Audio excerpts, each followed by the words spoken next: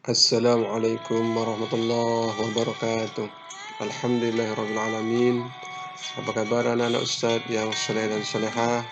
Semoga dalam keadaan sehat walafiat. Alhamdulillah kita bisa berjumpa lagi dan bertemu dalam materi pembelajaran kita surat At-Tin pada bagian yang kedua. Sebelum kita belajar, marilah kita berdoa kepada Allah Subhanahu wa taala agar Allah Subhanahu wa taala memudahkan kita dalam menuntut ilmu. Rabbi shrah li sadri wa yassir li amri wahlul 'uqdatam min lisani yafqahu qawli.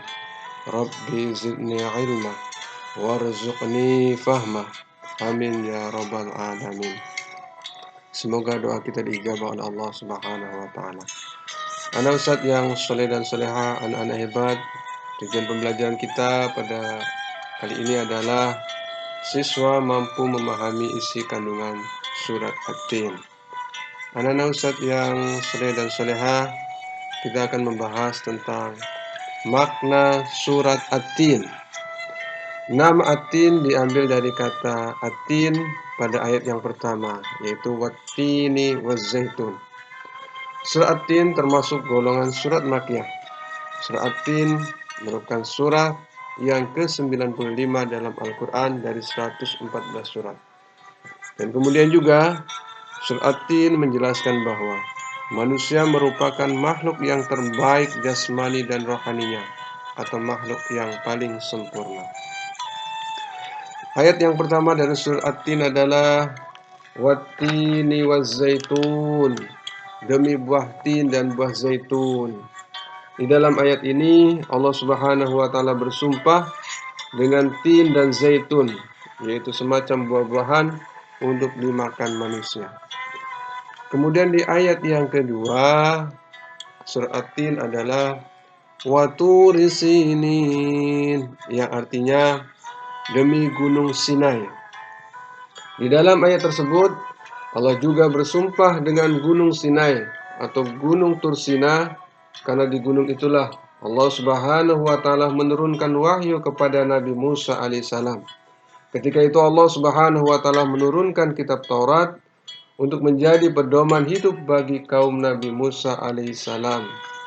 Kemudian yang ketiga adalah wahadzal baladil amin, dan demi negeri Mekah yang aman ini. Allah Subhanahu wa taala menegaskan bahwa Dia memuliakan negeri Mekah karena di sanalah tempat kelahiran Nabi Muhammad sallallahu alaihi wasallam dan Ka'bah serta kiblat bagi umat Islam.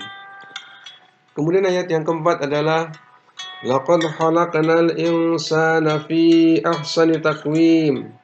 Sungguh kami telah menciptakan manusia dalam bentuk yang sebaik-baiknya. Ayat tersebut menegaskan bahwa Allah telah menjadikan manusia sebagai makhluk ciptaannya yang paling baik. Allah menciptakan manusia dengan badannya yang lurus ke atas, kemudian serta cantik, tampan dan parasnya. Allah menjadikan manusia bisa mengambil sesuatu yang Dia kehendaki dengan tangannya, bukan dengan mulutnya seperti binatang. Allah memberikan kepada manusia akal yang dipersiapkan untuk menerima bermacam-macam ilmu, pengetahuan dan kepandaian. Manusia pun diberi kemampuan oleh Allah Subhanahu wa taala bisa berkreasi dan sanggup menguasai alam dan binatang. Kemudian ayat yang kelima adalah summa radatnahu asfala safilin, yang artinya kemudian kami kembalikan dia ke tempat yang serendah-rendahnya. Dalam ayat tersebut Allah Subhanahu wa taala menegaskan bahwa jika manusia telah dikuasai oleh kejahatan sehingga tersesat, atau jiwa manusia telah dikuasai oleh nafsu kebinatangan, maka Allah Subhanahu wa taala akan menempatkan mereka ke tempat yang serendah-rendahnya. Bahkan Allah Subhanahu wa taala akan menghinakan mereka. Kemudian ayat yang keenam dari surat At-Tin adalah illal ladzina amanu wa 'amilus sholihati falahum ajrun ghairu mamnun. Kecuali orang-orang yang beriman dan mengerjakan kebajikan, maka mereka akan mendapatkan pahala yang tidak ada putus-putusnya. Orang yang beriman mengetahui bahwa Alam semesta ini ada yang menciptakan, yaitu Allah Subhanahu wa Ta'ala. Dialah yang mengatur seluruh alam semesta. Dia pula yang meletakkan syariat bagi makhluknya agar dilaksanakan oleh mereka. Orang-orang yang berimanlah yang mampu melaksanakan syariat Allah Subhanahu wa Ta'ala. Orang-orang yang beriman itu juga akan selalu beramal soleh karena mereka tahu bahwa Allah Subhanahu wa Ta'ala akan memberikan balasan pahala bagi yang tidak ada putus-putusnya bagi orang-orang yang beriman. Dan orang yang beriman itu kelak di akhirat akan mendapatkan balasan amal soleh yang telah mereka kerjakan. Kemudian ayat yang ketujuh dari surah At-Tin adalah Fama yukadzibuka ba'du biddin. Maka apa yang menyebabkan mereka mendustakanmu tentang hari pembalasan setelah adanya keterangan-keterangan ini. Kemudian ayat yang terakhir adalah ayat yang ke-8. Alaihissallahu biahkamil hakimin.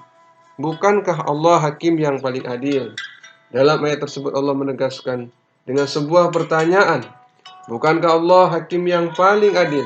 Itulah sebabnya Allah Subhanahu wa Ta'ala menciptakan hari pembalasan bagi manusia agar manusia bisa menjaga keimanannya kepada Allah Subhanahu wa Ta'ala, agar manusia senantiasa menjaga amal solehnya.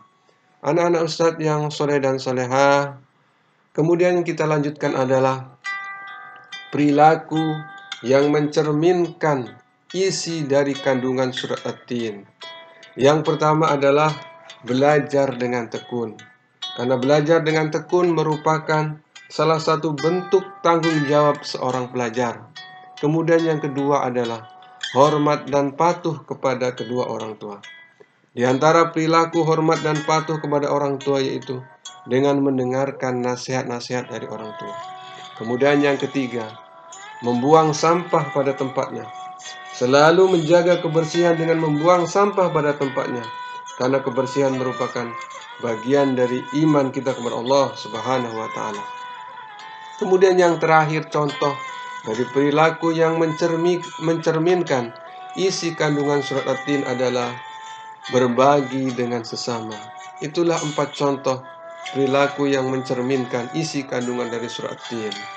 Anak-anak Ustadz yang soleh dan soleha, anak-anak hebat, dari pelajaran ini Ustadz akan memberikan 3 soal. Yang pertama adalah berilah 4 contoh perilaku yang sesuai dengan pemahaman surah At-Tin dalam keseharianmu. Kemudian yang kedua adalah bagaimana manusia bisa menjadi rendah, hina dan tercela. Kemudian soal yang terakhir yang ketiga adalah siapakah orang yang tidak akan terhina dan tercela menurut surat At-Tin. Moga-moga anak-anak Ustadz dan Ustazah yang soleh dan solehah bisa melaksanakan tugas dan kewajibannya. Anak-anak Ustadz yang soleh dan solehah, dari pembelajaran kita dapat kita simpulkan yang pertama adalah bahwa surat At-Tin menjelaskan bahwa manusia adalah makhluk yang paling baik wujudnya daripada makhluk Allah lainnya. Dan Allah juga menjelaskan bahwa manusia dapat menjadi mulia, dapat juga menjadi hina. Kemudian yang kedua kesimpulan kita, pembelajaran kita adalah di antara contoh perilaku yang sesuai dengan pemahaman surat At-Tin dalam kesehariannya adalah belajar dengan tekun, hormat dan patuh kepada kedua orang tua, membuang sampah pada tempatnya, dan berbagi dengan sesama. Itulah kesimpulan pembelajaran kita hari ini. Terima kasih atas perhatiannya. Kita tutup dengan sama-sama membaca doa sesudah belajar. Alhamdulillahirrabbilalamin. Subhanakallahumma wa bihamdika asyhadu an la ilaha illa anta astaghfiruka wa atubu ilaik. Wassalamualaikum warahmatullahi wabarakatuh.